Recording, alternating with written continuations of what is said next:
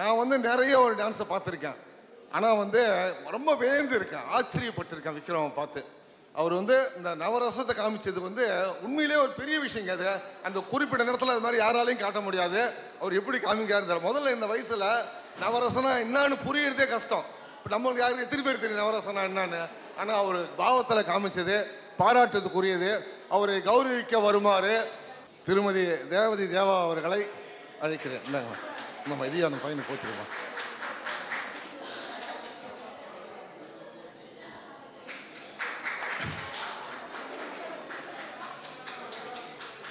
நன்றி விக்ரம். அடுத்த ஆண்டு வரணும். நன்றி. அடுத்தது நடனம், டான்ஸ், மத்மசல், நத்தஷா பத்மநாபன் அண்டு மயிலினி பத்மநாபன் அவர்களை மேடைக்கு அழைக்கிறேன்.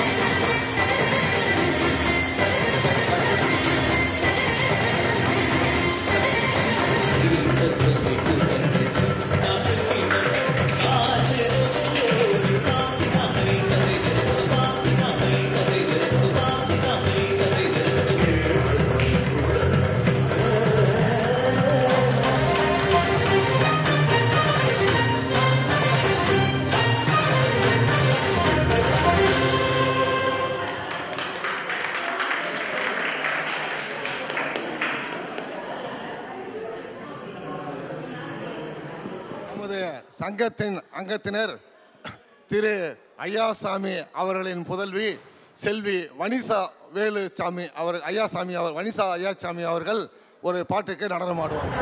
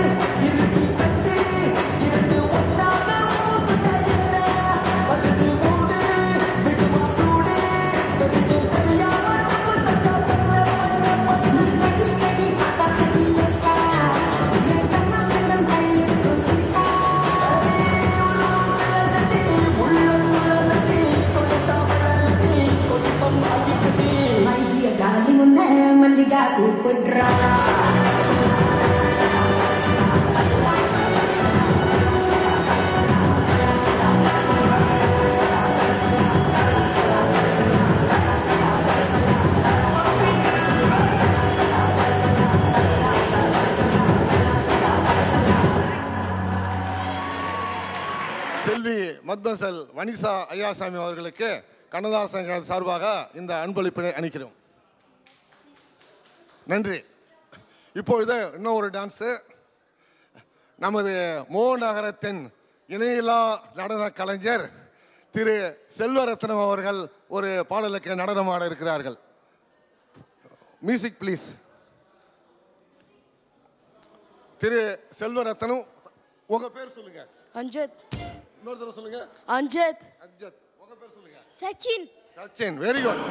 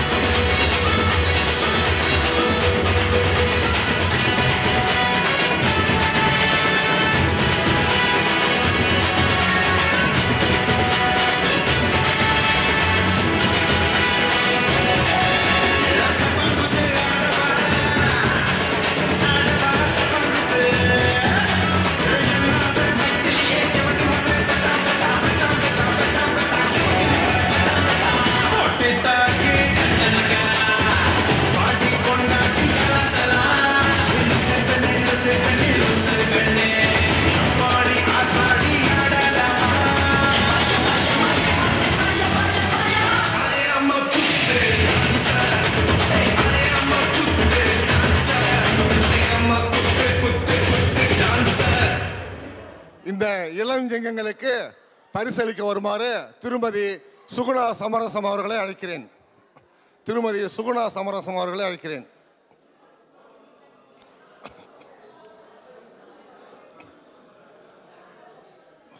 Mayilini out dance முடிஞ்சுதான்.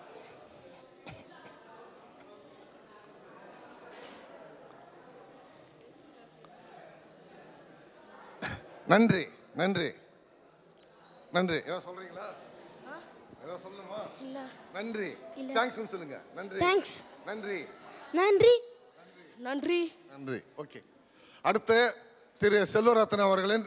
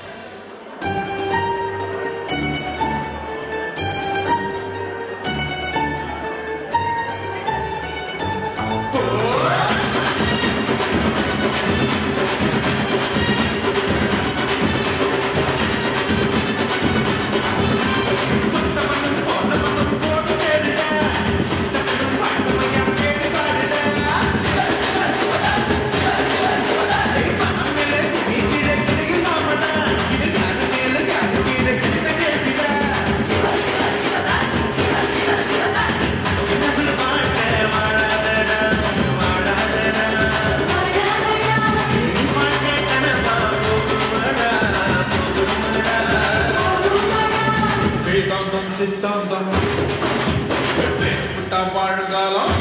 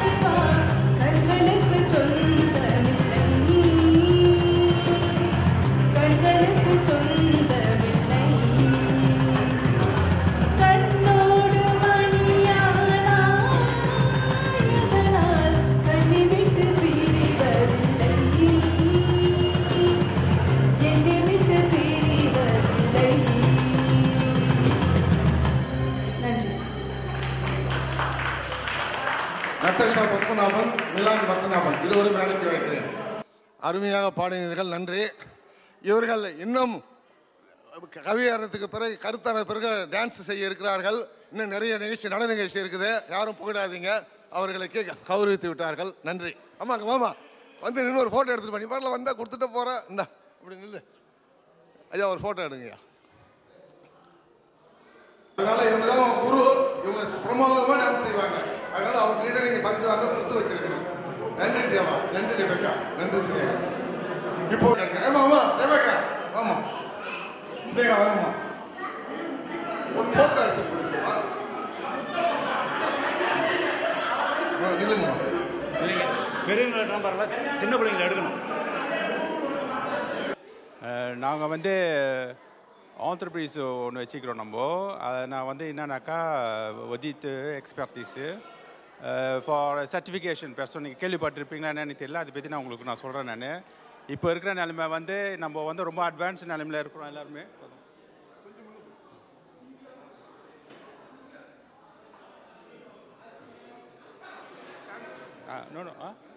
Non, c'est bon, c'est bon.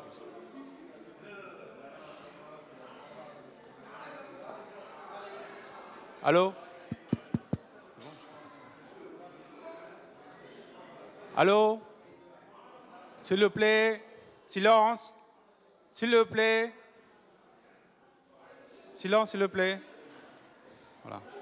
Voilà. இப்போ நான் என்ன வந்து எதுக்காக இப்போ நான் இங்கே வந்துக்கிறேன்னாக்கா, நாங்கள் வந்து கிட்டத்தட்ட ஒரு 5 வருஷமாக நான் வந்து ஆடிட்டராக ஒர்க் பண்ணுறோம்.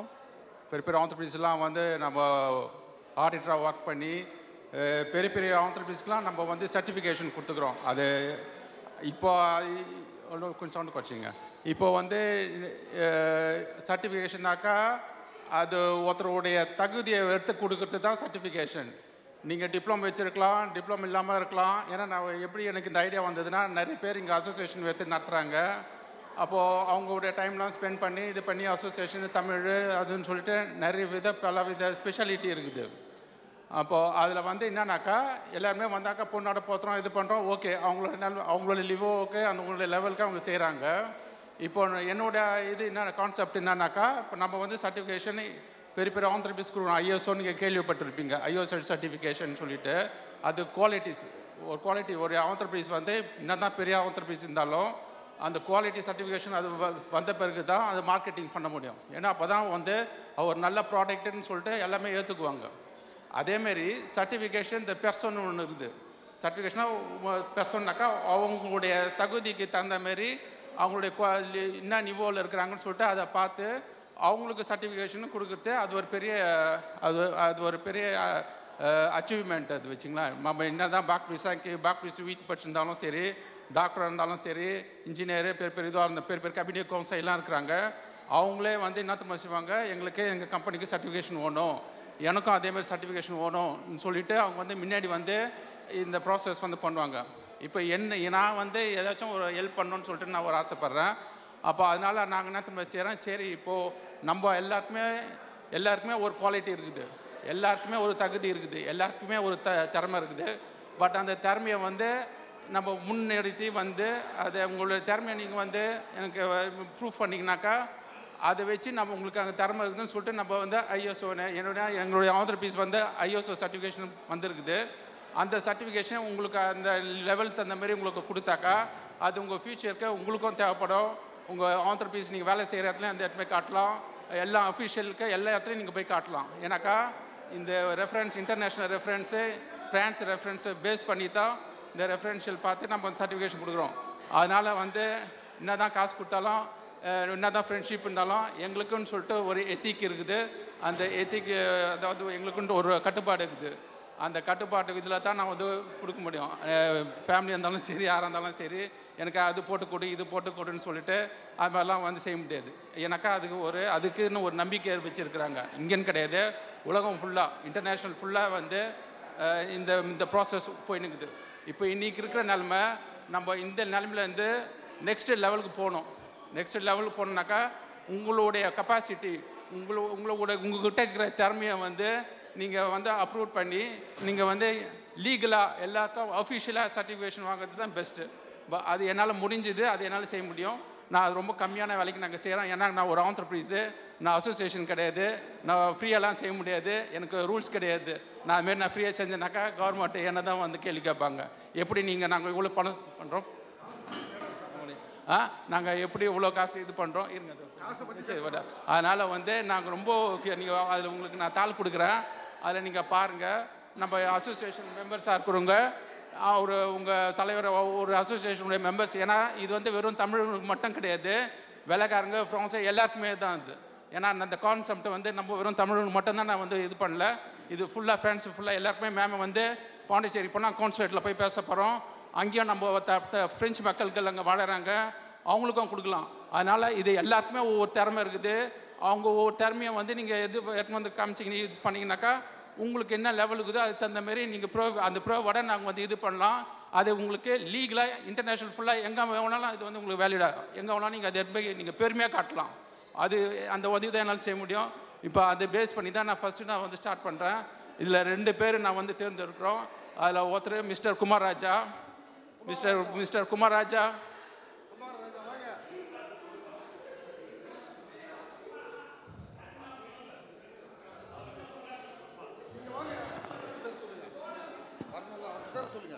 ரெண்டாவது வந்து மிஸ்டர் தந்தை பேர் என்ன மிஸ்டர் வெங்கடாசலம். அவர் பெரியவர். அவருக்கு நான் வந்து எங்கள் கமிட்டி டெக்னிக் த சர்டிஃபிகேஷன் அவருக்கு என்ன இது பண்ணுறோன்னாக்கா கம்யூனிகேஷன் அவர் வந்து நிவோ வந்து என்ன நிவோ கொடுக்குறோன்னா ஓராத்தர் நிவோ டெபியூட்டன் சீனியர். ஏன்னா அவர் வந்து பேச்சாளர். ஆனால் என்னன்னாக்கா ஒகேஷனலாக வந்து தான் வந்து பேசுகிறாரு, எப்பயாச்சும் தான் வந்து பேசுகிறாரு. பட் அப்போது ஒரு நிமிஷம் சொல்லுங்க, நான் என்னன்னு சொல்கிறேன். ஆனால் அவர்கிட்ட என்ன திறமைனாக்கா அவரு வந்து இந்த வயசுலேயும் அவர் ப்ரிப்பேர் பண்ணி வீட்டில் வந்து ரெடி பண்ணி இங்கே வரத்துக்கு ஒரு வாரத்துக்கு முன்னாடியே எல்லாத்தையும் பிளான் பண்ணி ரெடி பண்ணி ஸ்பீச் ரெடி பண்ணி அது அந்த வயசில் அவர் செய்கிறாரு. அது நாங்கள் வந்து பெருமையாக நம்ம பாராட்டணும். அதனால் அவருக்கு வந்து டெபியூட்டன் ஒராத்தர்னு சொல்லிட்டு இந்த சர்டிஃபிகேஷன் கொடுக்குறோம். First certification captive competence certification. திரு சாரங்கபாணி வெங்கடாஜலம் அவர்களுக்கு திரு வசந்த் ஜெயக்குமார் அவர்கள் சான்றிதழ் வழங்குகிறார். ஓகே போடுங்க.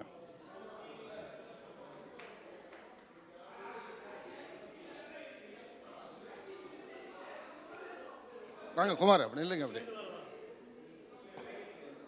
ஒன்று உள்ள வரணும், வெளியில் போனோம்.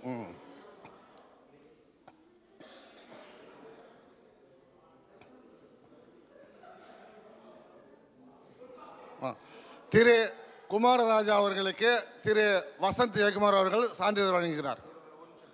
கொடுங்க நீங்கள், நான் அனௌன்ஸ் பண்ணதை கொடுங்க. மணி ஆகுதுங்க, ஒன்றும் சொல்ல வேணாம், நீங்கள் கொடுங்க, சர்டிஃபிகேட் கொடுங்க, அவ்வளோதான். அதை அவர் எல்லாத்தையும் காமிச்சிக்குவார். நன்றி நன்றி நன்றி. ஹலோ, இது வந்து குமாரராஜா அவர்களுக்கு என்ன ஸ்பெஷலிட்டினா கம்யூனிகேஷன் பொலிட்டிக் இந்தியா நிவோ த காம்பெட்டன்ஸ் ப்ரொஃபஷனல். ஏன்னா அவர் குமாரராஜாவுக்கு அவங்கள பற்றி உங்களுக்கு எல்லாருமே தெரியுமான்னு தெரியாது.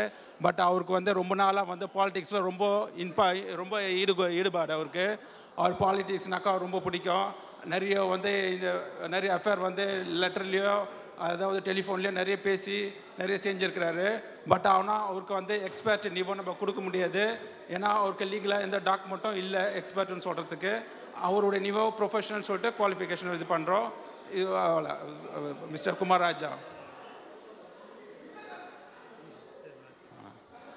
ஓகே, லாஸ்ட் இதை முடிச்சிடுறேங்க. இப்போ வந்து என்னன்னாக்கா நீங்கள் உங்களுக்கு அதேமாதிரி நான் வந்து எல்லாருக்கும் நான் கொடுத்துருக்குறேன். அந்த தாள் உங்கள் விருப்பப்பட்டாக்கா நீங்கள் பார்த்து நம்மளுக்கு கால் பண்ணலாம். நீங்கள் கால் பண்ணிங்கன்னா நீங்கள் எவ்வளோ படிப்புன்னு கூட கிடையாது, நீங்கள் படிப்பு இல்லைனா கூட பரவாயில்ல. பட் ஆனால் நீங்கள் நிறைய ப்ராஜெக்ட் செஞ்சுருப்பீங்க, நிறைய திறமையை நீங்கள் வந்து ப்ரூஃப் பண்ணியிருப்பீங்க ஒவ்வொரு அசோசியேஷன்லேயும். அப்போ அந்த திறமையிலையும் வச்சு உங்களுடைய எல்லா நோட்ஸு அந்த ப்ராஜெக்ட்டு எல்லாத்தையும் வச்சு உங்களுக்கு இந்த அளவுக்கு இருந்துச்சுனாக்கா நீங்கள் வந்து எக்ஸ்பயர் வரைக்கும் நீங்கள் போகலாம், எக்ஸ்பயர் அவான்ஸு எக்ஸ்பயர் கன்ஃபர்மே வரைக்கும் நீங்கள் போகலாம். இது வந்து நான் மறுபடியும் சொல்கிறேன், நான் இது இன்டர்நேஷ்னல் ஃபுல்லாக நீங்கள் யூஸ் பண்ணலாம், உங்களை வேலைக்கு எல்லாத்துக்குமே நீங்கள் யூஸ் பண்ணலாம். ஏன்னா இது வந்து கவர்மெண்ட்டாக லீகலாக கொடுக்குறது. ஓகேங்களா? மெசிபியா. நன்றி நன்றி.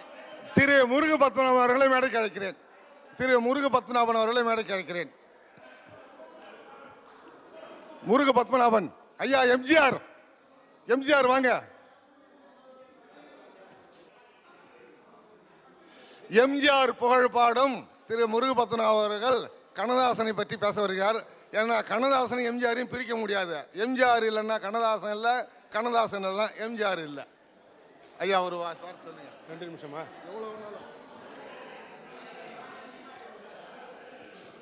இவ்வினிய விழாவிற்கு தலைமையேற்றிருக்கும்